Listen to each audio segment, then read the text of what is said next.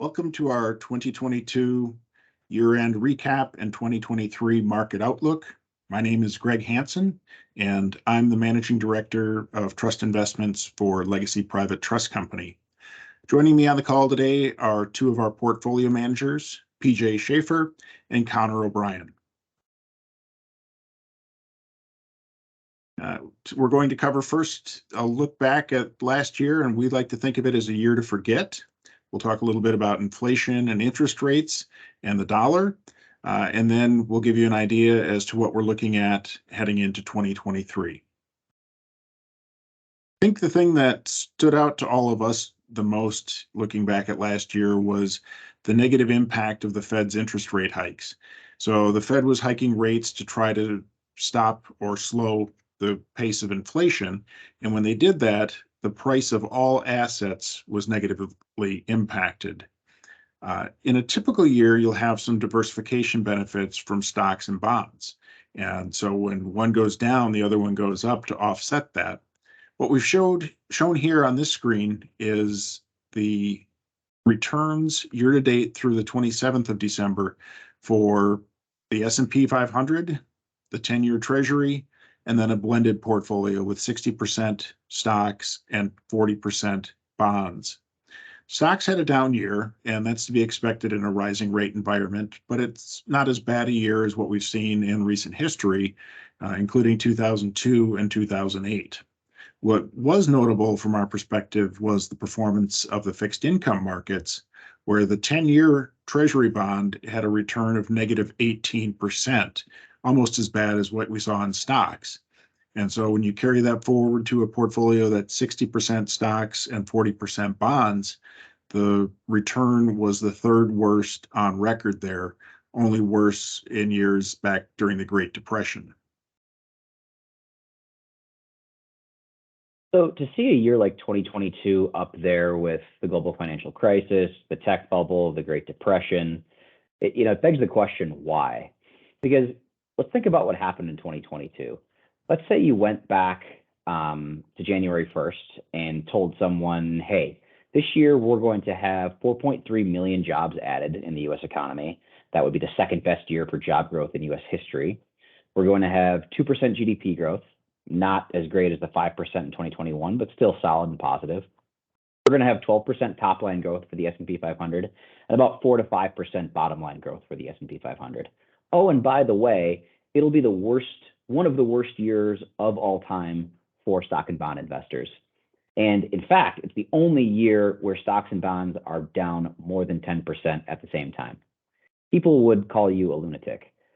So why did 2022 go down as one of the worst years ever for investors?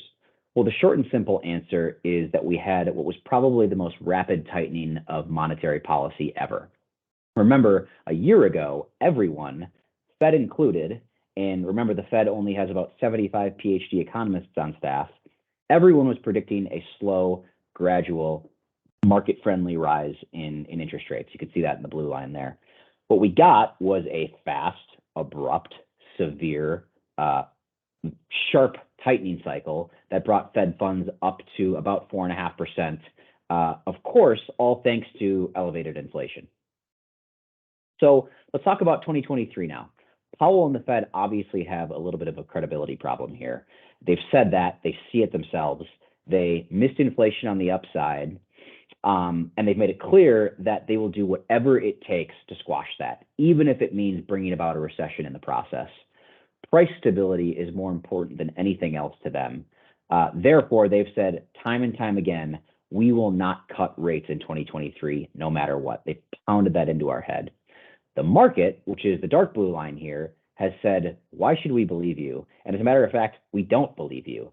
Fed funds futures are now pricing in several rate cuts over the end of 2023 through the end of 2023 and are forecasting a much more dovish Fed through the end of 2024. And I think the question for our clients is, okay, Legacy, are you going to agree with the Federal Reserve in the dot plot, that light blue line, or the dark blue line, that Fed fund futures, what the market is pricing in? And so what we'll show you here in just a second is this yield curve inversion. So this is the difference of spreads between the 2-year and the 6-month. And when that yield curve is inverted, you get the path of rates below that light blue line at 0%. And what we see, and if we take this data back 30 years, what we see from this data is when this 2-year, 6-month yield curve inverts, it's a very good indicator that we may be seeing price cuts on the horizon.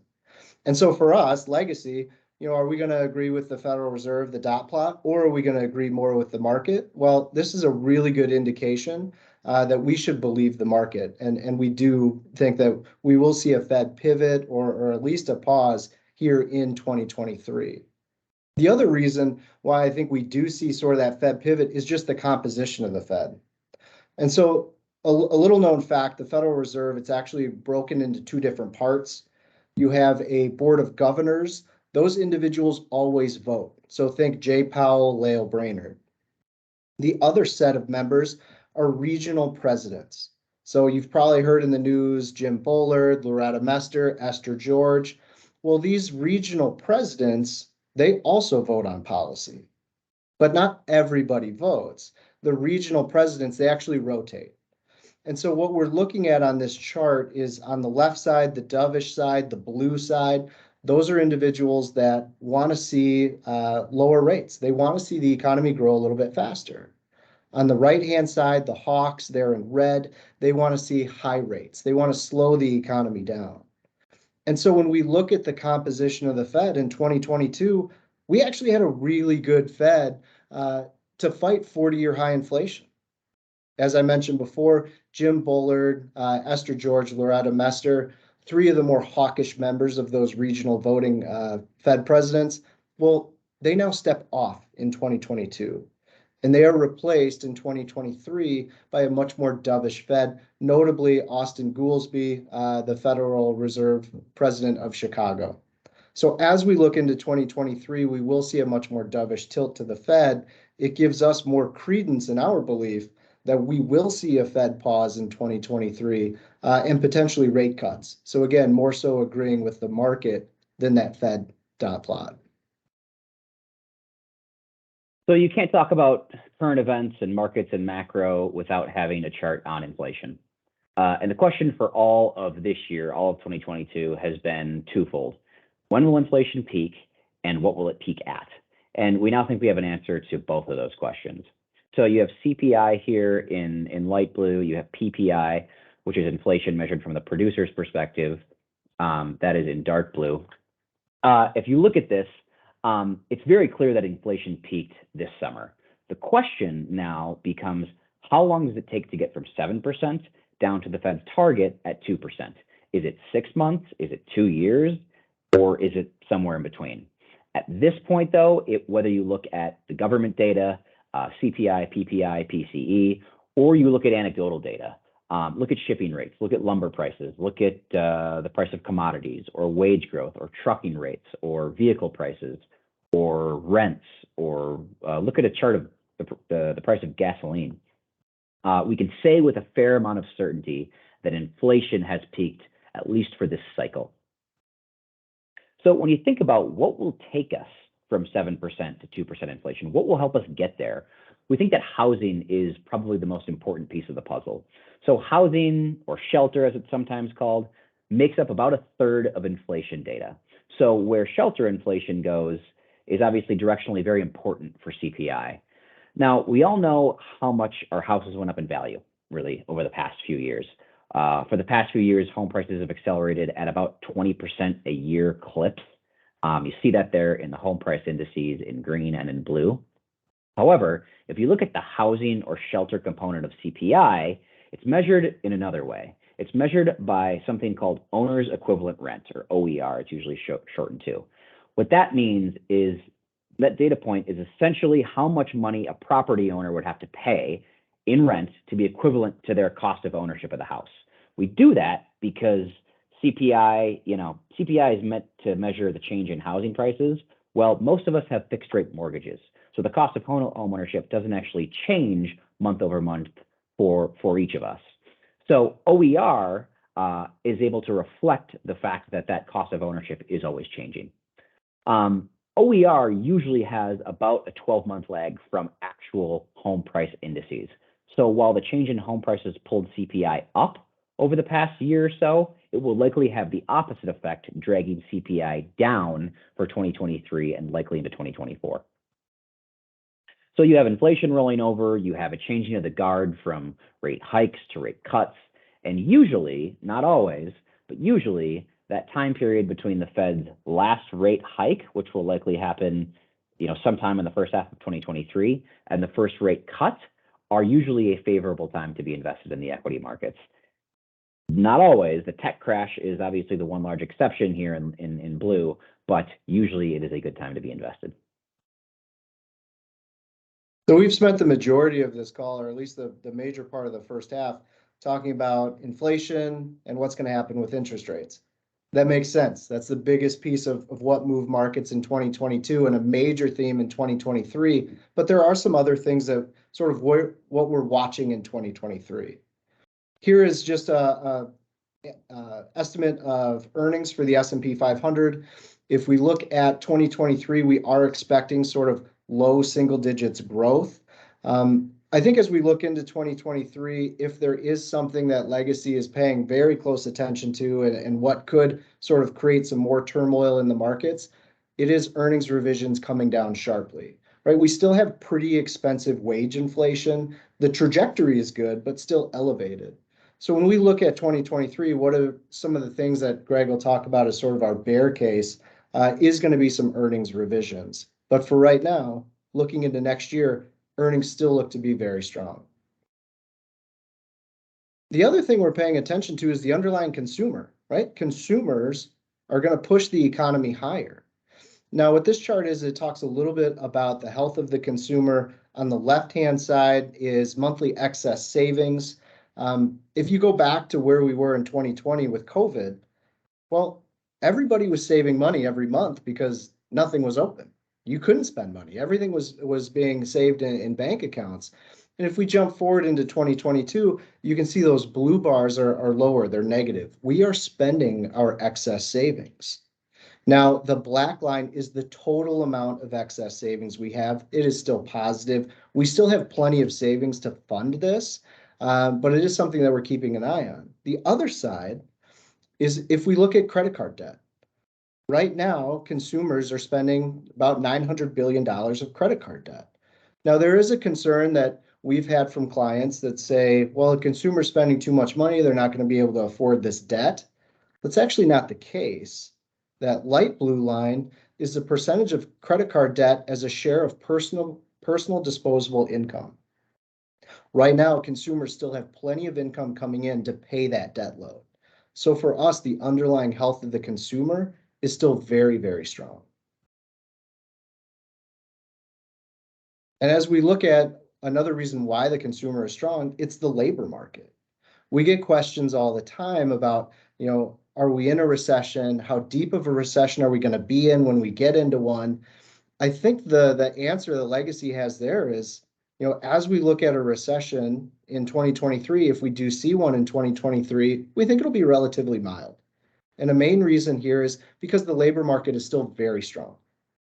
The chart on the left is our unemployment rate. It's at 3.7%, right about near pre-pandemic levels. That was a very, very strong labor market pre-COVID. It is still very, very strong. If we look at weekly jobless claims, it's a data point of how many people go to the government on a weekly basis and say, hey, look, I just lost my job and I need some assistance. Right now, our last data point was 216,000. That number seems like a big number, but relatively speaking to history, it is very low. It's a very tight labor market. This is one of the reasons why, as we look at a potential recession, as long as that labor market is still really tight, we do think a recession, if it happens, will be relatively mild. The other reason why we feel pretty good moving into 2023 is we can actually just look at history.